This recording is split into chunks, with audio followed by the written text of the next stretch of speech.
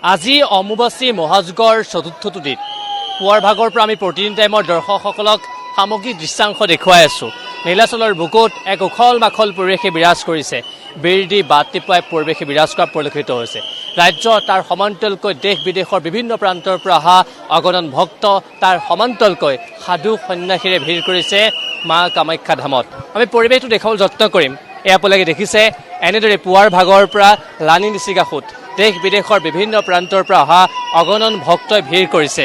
নীলাচলৰ বুকুত এক কথাত ক'বলৈ গ'লে এক আধ্যাত্মিক উখল মাখল পৰিৱেশে বিৰাজ কৰিছে। আজি অম্বুবাচী মহাযুগৰ চতুৰ্থটো দিন আৰু এই চতুৰ্থটো দিনতো এনেদৰে পুৱাৰ ভাগৰ পৰাই ভক্তসকলে ভিৰ কৰিছে। পুৱা 5 বজাতে মূল যি দুৱাৰ সেই দুৱাৰ ভক্তসকলৰ কাৰণে খুলি দিয়া হৈছিল যাতে তেখেতসকলে আহি মন্দিৰভাগ দৰ্শন কৰিব পাৰে আৰু সন্ধিয়া 6 বজাত বন্ধ কৰি দিয়া হ'ব। আৰু যিহেতুকে বৰ্তমান সময়ত এই মা কামাখ্যা দেউলৰ মুখ্য দুৱাৰ বৰ্তমান সময়ত বন্ধ কৰি দিয়া হৈছে মা ধৰিত্ৰী ঋতুমতী অৰ্থাৎ ৰজস্বলা হোৱাৰ কাৰণে, আৰু যাৰ কাৰণে ভক্তসকলে বাহিৰৰ পৰাই তেখেতসকলে মাৰ শ্ৰীচৰণত আশীষ লৈছে। এগৰাকী বাবা আছে, মই কথা পাতিবলৈ চেষ্টা কৰিম। ক'ৰ পৰা আহিছে আপুনি? হৰি ওম তৎসৎ। আৰাহি বৰদে দেৱী তাক্ষরে ব্রহ্মবাদিনী গায়ত্রী ছন্নথক মাতা ব্রহ্মযোনি নমস্তুতে। কামাখ্যা বরদে দেবী নীল পর্বত বাসিনী সর্বসিদ্ধি পদে দেবী কামাখ্যা দেবী নমস্তুতে। কামাখ্যা দেবীকে স্মরণ করে আমি পশ্চিমবাংলার বাঁকুড়া জেলা বঙ্গাইগাঁও থানা হুলাডির থেকে আসছি। আমার নাম ত্রিলোচন বন্দ্যোপাধ্যায়। আমি একজন সংস্কৃত পণ্ডিত। পশ্চিমবাংলার যে 19 জন পণ্ডিত আছেন তার মধ্যে আমি আমার আমি আজ প্রায় 27 বছর আসছি কামাখ্যা দেবীর সামনে।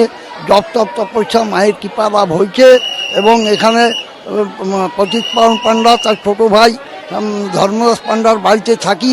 সকলের মঙ্গল হল, মা আশীর্বাদ করুন। আমারও প্রায় 83 বছর বয়স হলো। এই যাতে আমি এসেছি মায়ের দর্শন করতে।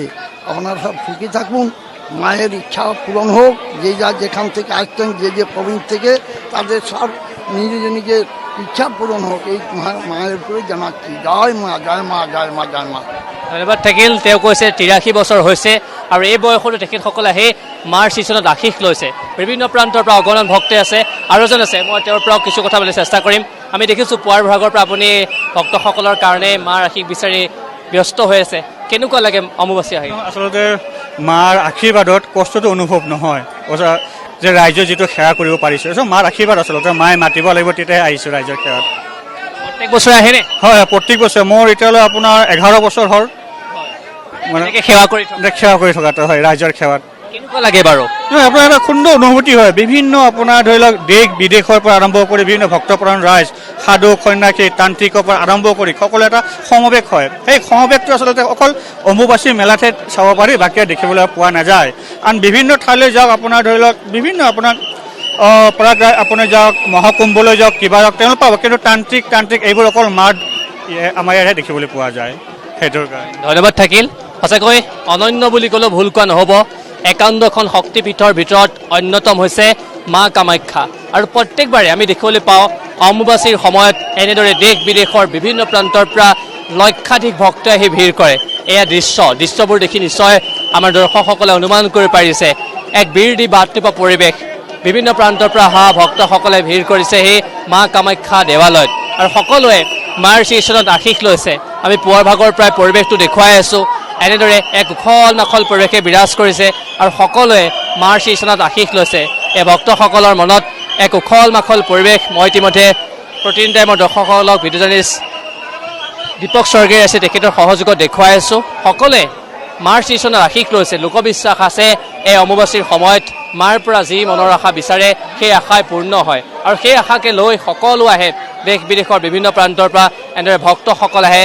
ভক্তসকলৰ সমান্তৰালকৈ নানান বাবাসকলো আহে। নাগা বাবাসকলে আহি ভিৰ কৰেহি মা কামাখ্যা দেৱালয়ত। আজি চতুৰ্থটো দিনৰ পৰিৱেশ আমি প্ৰতিদিন টাইমৰ দৰ্শকসকলক পুৱাৰ ভাগৰ পৰাই দেখুৱাই আছোঁ। এক আধ্যাত্মিক তথা এক উখল মাখল পৰিৱেশে বিৰাজ কৰিছে। আৰু আছে ভক্তসকলৰ কাষলৈ যাম, কথা পাতিবলৈ চেষ্টা কৰিম। মই ইতিমধ্যে উল্লেখ কৰিছোঁ বিশ্বৰ বিভিন্ন প্ৰান্তৰ পৰা আহিছে। কেৱল এই অম্বুবাচীৰ সময়তহে এই অনন্য পৰিৱেশ দেখিবলৈ পোৱা যায়। আমি প্ৰতিদিন টাইমৰ দৰ্শকসকলক লাইভ যোগে এই সামগ্ৰিক দৃশ্যাংশ দেখুৱাইছোঁ। বাবাসকল আছে তেখেতসকলে তপ জপ ধ্যানত মগ্ন হৈ আছে। আপুনি দেখিছে এনেদৰে প্ৰখৰ ৰ'দ দি আছে, সেই ৰ'দকো নেওচি বৰষুণকো নেওচি তেওঁলোকে একান্ত মনে ধ্যান কৰিছে আৰু এই সময়ছোৱাত মা জাগ্ৰত হৈ থাকে। আপুনি দেখিছে এনেদৰে তপ জপ কৰাত ব্যস্ত হৈ পৰিছে। কেৱল এনেদৰেই নহয়, বিভিন্ন প্ৰান্তত এই নীলাচলৰ বুকুৰ বিভিন্ন প্ৰান্তত সকলোৱে একান্ত মনেৰে বহি মাক আৰাধনা কৰে আৰু বিশেষকৈ এইবাৰ যদি আমি চাওঁ বিশেষ গুৰুত্ব দিয়া হৈছে আন কেতবোৰ বিষয়ৰ ওপৰত। এইবাৰ ইয়াৰ চাৰিওদিশে CCTV সংৰোপণ কৰা হৈছে, ব্যৱস্থা কৰা হৈছে। তাৰোপৰি সুৰক্ষাৰ ক্ষেত্ৰত ব্যৱস্থা কৰা হৈছে। অসম পৰ্যটন বিভাগ, চৰকাৰ প্ৰশাসন, জিলা প্ৰশাসন, কামাখ্যাৰ যিটো মন্দিৰ পৰিচালনা সমিতি আছে, যৌথ উদ্যোগত বিশেষ গুৰুত্ব দিয়া পৰিলক্ষিত হৈছে।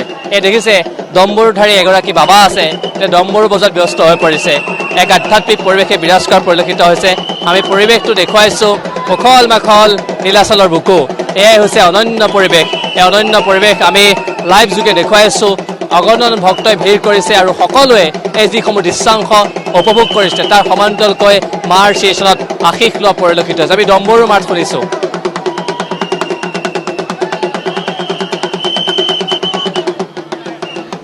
আৰু এয়া আপোনালোকে নিশ্চয় দেখিছে, এয়া ভক্তসকলৰ মনত পাৰ ভঙা উৎসাহ প্ৰত্যেকবাৰে আমি দেখিবলৈ পাওঁ।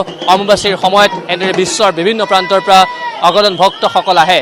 তাৰোপৰি আমি বিশেষভাৱে গুৰুত্ব যদি চাওঁ, অসম যিটো আমাৰ পুলিচ প্ৰশাসন আছে লোকসকল, তাৰ সময়ত স্কাউট গাইড তেখেতসকলো বিশেষ গুৰুত্ব দিয়া পৰিলক্ষিত হৈছে। আপোনালোকে দেখিছে এই সুৰক্ষাৰ ক্ষেত্ৰতে হওক বা শৃংখলাৰ ক্ষেত্ৰত বিশেষ গুৰুত্ব দিয়া পৰিলক্ষিত হৈছে। কাৰণ লক্ষাধিক ভক্ত আহে, সেই ভক্তসকলক নিয়ন্ত্ৰণ কৰাটো এটা খুব ডাঙৰ কঠিন কাম আৰু সেইটোক তেওঁলোকে খুব নিয়াৰিকৈ কৰা পৰিলক্ষিত হৈছে। এই 4টা দিনত তেখেতসকলে অশেষ কষ্ট কৰে, আমি দেখুৱাইছোঁ তেখেতসকলকো। তাৰ সমান্তৰালকৈ এক অনন্য পৰিৱেশ মা কামাখ্যা দেৱালয়ত নীলাচলৰ বুকুত। এক কথাত ক'বলৈ গ'লে এতিয়া যেনে উখল মাখল তথা আধ্যাত্মিক পৰিৱেশে বিৰাজ কৰিছে।